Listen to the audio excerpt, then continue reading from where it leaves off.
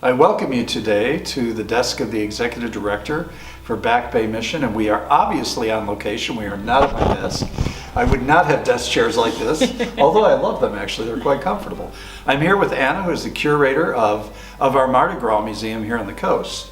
And it's interesting because I've driven by this, and I think during COVID you were limited hours, right? We were closed and then we were open for limited hours. So I was kind of waiting for it to open up. And I'm really excited to be here today to be able to share this with you, our supporters, because this is such a huge celebration here on the coast. It is. And so Anna, tell a little bit about the museum and history about Mardi Gras, if you would, because you're the holder of the history.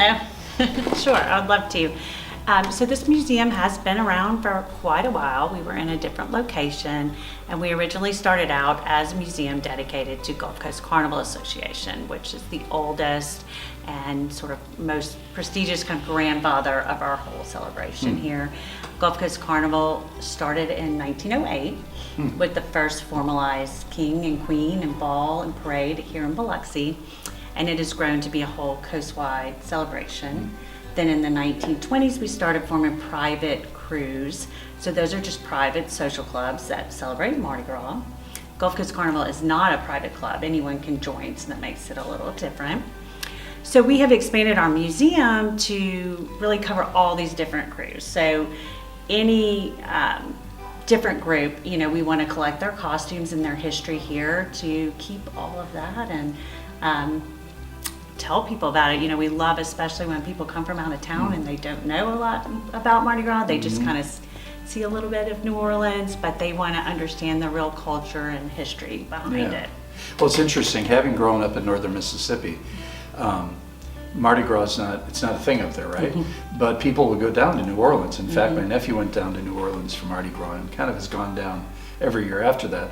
And my assumption was always that it began in New Orleans and actually began in Mobile and really here on the coast. And because of the French influence and the settling of Biloxi, Ocean Springs in 1699, right? And I think Mardi Gras is, and it's really celebrated here for a couple of months, right?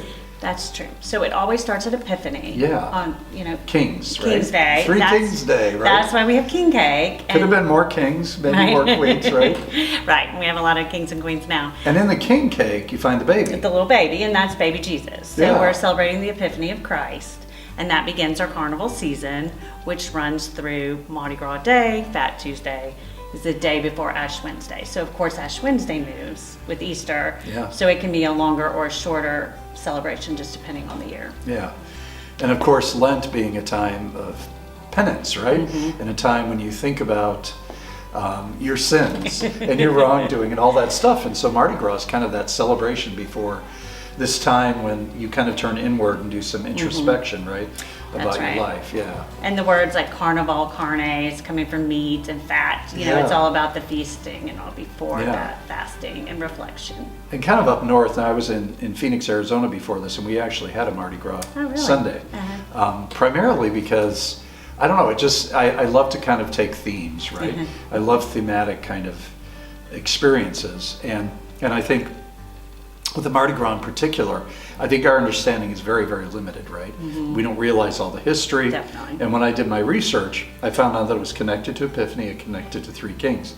And it just makes kind of the whole, what we call the church here, really interesting, right? Because you have these times when you take on a certain kind of spirituality and you think and you ruminate and you go inward or you go outward, you celebrate, and then you have Easter at the end of Lent, and that's a big celebration, which of course comes from some kind of pagan traditions, right?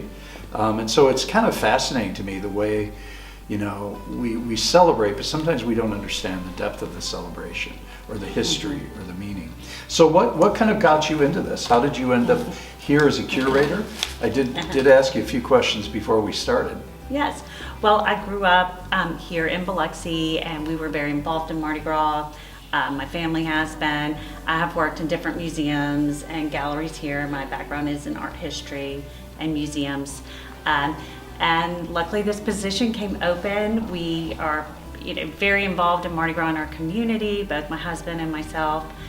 So it was the perfect fit. I was super excited to be able to use my museum background to kind of further Yeah. this history here. It's been a wonderful opportunity. Well, you've created such a phenomenal space here, and I think Kevin's going to walk around, excuse me, and probably take some footage of some of the other displays here. But it's amazing. So when you all come down here to the Gulf Coast to volunteer with Back Bay Mission, or you just make a vacation trip, make sure you stop at the Mardi Gras Museum, because it's phenomenal. Yeah, I haven't quite seen anything like this before. and I guess I didn't understand that the different crews and the different parades and different kings and queens, that the costuming changes, right? Can you say a little bit about that? Right, so each year, each individual group will have its own theme. And so all of the costumes will be revolved around that theme for that year. So every costume is custom made for that particular person, for that particular year, that theme, whatnot. And so they wear it at that ball and in that parade, and then it will be retired. And next year there will be a new person, a new costume, a new theme. So it really makes it unique and fun. That there's just so much diversity and creativity, in that. And you said that there were about 10 kind of costume makers around here on the coast? That I know of. There could be even more. It's hard to keep track, but there are many seamstresses and designers, and they do a lot of work. So it's a whole industry here, really, that people don't think about. Because they're working year round. They finish their costumes and they're designing the next costume. One. Yeah. That's what I thought. Because these are not, as you see these on camera, these are incredibly intricate. They're sequins upon sequins, right? And it's just phenomenal, jewels and whatnot. So it's so much. There's got to be so much intensive work that goes into these. There really is. I mean, it's a wonderful art. They're cutting out all of the pieces by hand, because it's all a specific thing that they need. So it's not something you can just order from Amazon. It's definitely something that's designed and created over and over. So it's a really neat art to study. Yeah, we can order our plastic beads on Amazon. Yes. Can't order these costumes, right? Or the headdresses. They're phenomenal. What's the theme this year, then, if you can share with folks? So Gulf Coast Carnival's theme is Dancing Around the World. So it's just dances from different countries. So each maid and duke, and they're in pairs, will represent a different dance, so like the Russian ballet or the waltz or whatnot in that country. Wow, will that be a part of the parade too, right? Yes, so that will be a part of the parade, the ball, everything that happens, the shoebox float contest for the children, the marching parade for the children, their floats, everything will revolve around that theme for Gulf Coast Carnival. Now each other individual crew, they'll all have their own themes as well. Wow. Yeah, and I've got plans. I know there's a pet. There's yes. a pet Mardi Gras parade. And that's a lot of fun. Yes. Bark Lexi. Bark Lexi. So Jackson, my dog, is going to be a part of that, and I'll have to dress him up. I might have to get some help from you, right? So, That'll be fun. I know, right? So thank you so much, because this is such an important part of our history right here in Biloxi, and our history really along the Gulf Coast. It really is. And there are dozens of parades. And I'm going to really be engulfed in that culture this year, which is so exciting. Well, I'm glad. So thank you so much, Anna, for preserving culture, for preserving history, and for being willing to talk to us. And again, when you come down to the coast to be with Back Bay, please come to this museum. It is fantastic. I think Kevin and I are both a little bit overwhelmed, aren't we? Yeah. And Kevin grew up here on the coast, right? Yeah. And you participated in Mardi Gras? Once or twice. Once or twice, yeah. But he's definitely getting enculturized here, so yeah. So thank you again, and thank you. Yeah, It's anything wonderful. we can ever do for you, I appreciate it's a not-for-profit. We're both not-for-profits, right? That's right. We got to support each other That's and right. help each other out. That's right. Thank you, Anna. Appreciate it. Oh, no problem. And thanks for joining us today, and feel free to support this museum and support Back Bay Mission. Thank you for joining us.